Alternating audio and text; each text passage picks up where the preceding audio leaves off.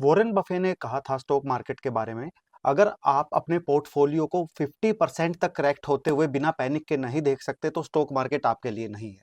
जी हाँ, अभी रिसेंटली हमारे इंडियन स्टॉक मार्केट में भी एक करेक्शन चला हुआ है। 26,000 से निफ्टी 22,000 तक आ गई है। और मोस्टली अगर स्टॉक्स की मैं बात करूं, अपने हाई से मिनिमम 30 to 50% तक डाउन है। अभी सभी इन्वेस्टर्स में ये कंसर्न है कि अगर इतना ही ज्यादा रिस्की है स्टॉक मार्केट में, तो फिर स्टॉक मार्केट में इन्वेस्टमेंट करने का कोई बेनिफिट नहीं है। और बहुत सारे इन्वेस्टर अब से पहले ये सोचने लगे हैं कि अगर जैसे तैसे हमारे भाव पर, हमारे परचेज भाव पर ये हमारा पोर्टफोलियो आता है तो हम एग्जिट करके कहीं और री इन्वेस्ट करेंगे। लेकिन मैं सबसे पहले आपको बता दूं, मोस्टली इन्वेस्टर्स इस तरह के वो लोग हैं जिन्होंने कोविड के बाद से इन्वेस्टमेंट करना स्टार्ट किया और उन्होंने अभी तक स्टॉक मार्केट की करेक्शन देखी नहीं है। मैं अगर पहले एक बात करूं तो हमारी निफ्टी में ये करेक्शन कोई नई नहीं है। इससे पहले भी अगर मैं बात करूं तो 2008 में, इन टर्म्स ऑफ परसेंटेज, 2008 में मोर देन 58% का करेक्शन इंडेक्स में आया था। अभी हम ऑलमोस्ट 15% के आसपास हैं। उसके बाद कोविड की मैं बात करूं तो कोविड में भी ये जो करेक्शन आई थी, कोविड में ये करेक्शन बढ़कर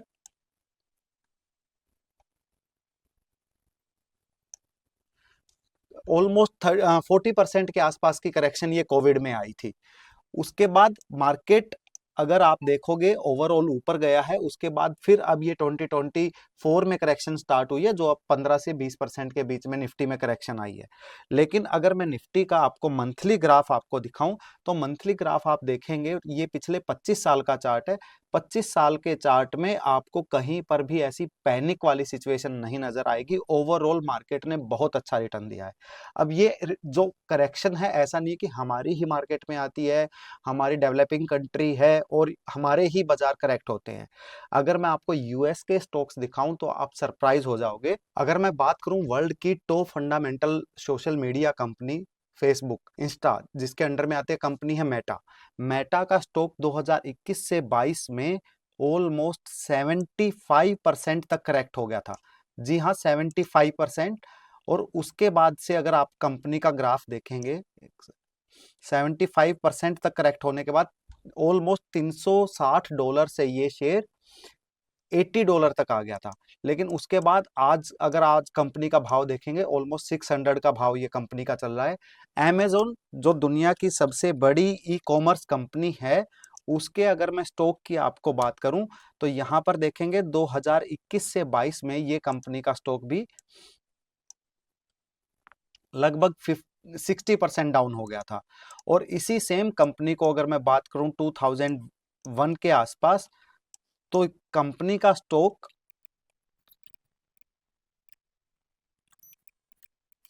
2001 में अमेजोन का स्टॉक ऑलमोस्ट 90% डाउन हो गया था। इमेजिन कीजिए कि 90% स्टॉक डाउन होने के बाद $5 से स्प्लिट के बावजूद $5.5 से ऑलमोस्ट 0.30 सेंट का ये स्टॉक रह गया था, जिसका भाव आज बढ़कर $200 के आसपास चला गया है।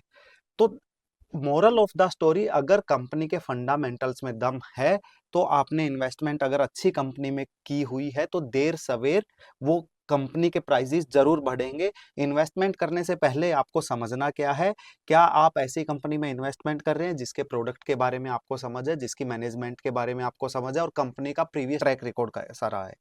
अमेजोन का जब स्टॉक 90% डाउन आया था, कंपनी की मैनेजमेंट खुद सरप्राइज थी कि हमारे ऑर्डर्स और बिजनेस इंप्रूव हो रहे हैं, लेकिन स्टॉक प्राइस 90% तक डाउन आ गया है। लेकिन अगर कंपनी अपना परफॉर्म अच्छा कर रही है, क्वार्टरली एनुअली रिजल्ट अच्छे दे रही है, तो आपको घबराने की बात नहीं है। ये हिस्टोरिकल करेक्शन स्टॉक मार्केट और स्टॉक्स में आती रही है, आगे भी आती रहेंगी। लेकिन आप लंबा पीरियड देखिए, मंथली चार्ट्स पर मार्केट को या स्टॉक्स को देखिए।